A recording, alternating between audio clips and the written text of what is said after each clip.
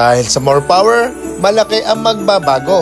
Mas mababang singil, mas magandang serbisyo. At sa modernong teknolohiya, nagbibigay ng tuloy-tuloy na kuryente. Patuloy na pinapaganda nila ang serbisyo ng pagsusupply ng kuryente para sa ligtas na komunidad, para sa mga produktibong negosyo, at syempre para sa mas maliwanag na kinabukasan. Dahil kay more power, pag nakasama natin sa Batangas, malaki ang magiging pagbabago. Tulad na lang ng pagbaba ng kilometrahe ng kuryente, malaki ang magiging ipon pa natin at marami pa tayong pwedeng pagpasukan ng ating pera. Hindi lang ito para sa pababaan, kasi ito rin ang magtutulong sa atin sa pagpapaganda at pagpapaunlad ng ating serbisyo.